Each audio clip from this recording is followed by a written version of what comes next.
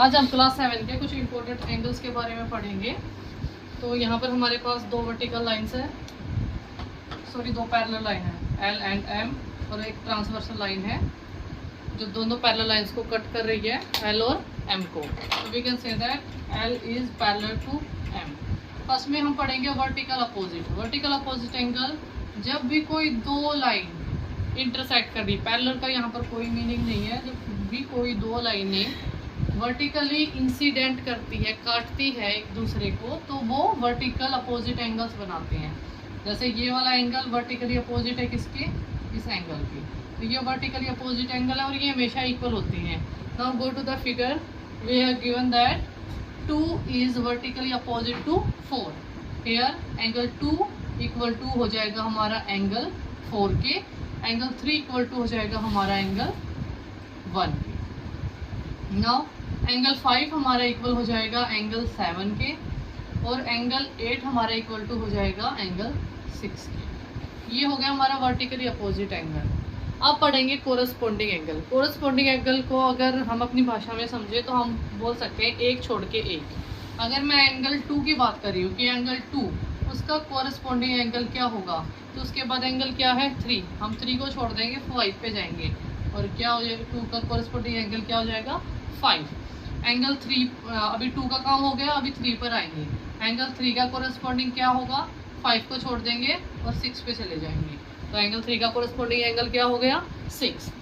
1 का corresponding angle similarly 1 का corresponding angle हो जाएगा एंगल 8, और एंगल 4 का कोरस्पॉन्डिंग एंगल क्या हो जाएगा एंगल 7। ये होते हैं कोरस्पॉन्डिंग एंगल। उसके बाद आता है alternate interior angle. Interior word से हम अच्छे से वाकिफ है। इंटीरियर का मतलब होता है अंदर, यानी ये जो दो पैरेलल लाइन है इनके अंदर वाले एंगल की बात कर रहा है। अब अंदर इंटीरियर में हमारे पास एंगल कौन से हैं 3, 4, 5, 8। तो हमारे इंटीरियर एंगल क्या होंगे, एंगल 3, 4, 5 और 8। ये हमारे कैसे एंगल होंगे, इंटीरियर एंगल। अभी इन इंटीरियर एंगल का हमें अल्टरनेट फाइंड करना होता है। अल्टरनेट होता है उसका अपोजिट, बट उसकी डायरेक्शन भी अपोजिट होनी चाहिए, उसके मूवमेंट भी अपोजिट होने चाहिए। एंगल 3 इसका अल्टरनेट, अभी इंटीरियर एंगल हमारे क्या है एंगल 3 है, तो इसका अल्टरनेट हो जाएगा हमारा एंगल 8। तो एंगल 3 का अल्टरनेट क्या हो गया हमारा एंगल 8, और एंगल 4 का अल्टरनेट हमारा क्या हो गया एंगल 5। ये होता है इंटीरियर। ये कर रहे हैं हम इंटीरियर की बात। अब मैंने यहाँ पर वर्ड नेक्स्ट में यूज किया एक्सटीरियर। एक्सटीरियर का मतलब होता है बाहर। बाहर हमारे ये है, बाहर हमारा एक तो ये वाला एंगल है, ये एंगल है, ये हमारे एक्सटीरियर एंगल है।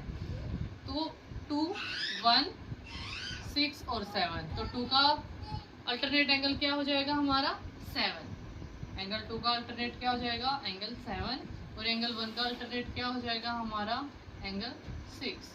और मैं अभी तक इक्वल का साइन बार बार ऐड कर रही हूँ। इसका मतलब है ये है कि अगर दो लाइनें पैरेलल होती है और एक ट्रांसवर्सल उनको काटती हुई जाती है, तो जितने भी एंगल अभी तक पढ़े वो सारे इक्वल होते हैं।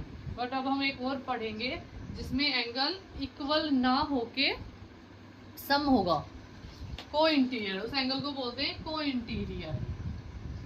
ट्रांसवर्सल लाइन है, इसको कट करती हुई जा रही है, इंटीरियर की बात हो रही है। इंटीरियर मीन्स अंदर के एंगल। तो हमारे अंदर की तरफ कौन कौन से एंगल है, एक 3 है, एंगल 4 है, एंगल 5 है, और एंगल 8 है। को इंटीरियर एंगल की अगर हम सेकंड वर्ड में यूज करें तो ये ट्रांसवर्सल एंगल होते हैं, वन साइडेड ट्रांसवर्सल एंगल होते हैं, वन साइड, एक साइड। अगर एक साइड की, यहाँ पर हमारा एंगल 3 हो गया एक तरफ ट्रांसवर्सल की एक साइड में, एंगल 3 प्लस में एंगल 5, ये 180 डिग्री के होते हैं, ये ध्यान रखेंगे हम। ठीक है, यहाँ पर सम होता है दो पैरेलल लाइन के बीच से, अगर एक ट्रांसवर्सल उनको कट करती हुई जाती है तो उनके ट्रांसवर्सल के एक साइड के एंगल का सम 180 होता है। तो ऐसे ही हमारा एंगल 4 प्लस में एंगल 8 का सम भी कितना हो जाएगा 180 हो जाएगा। ये हमारे इम्पोर्टेंट कुछ एंगल्स थे जिनके बारे में हमने आज पढ़ा।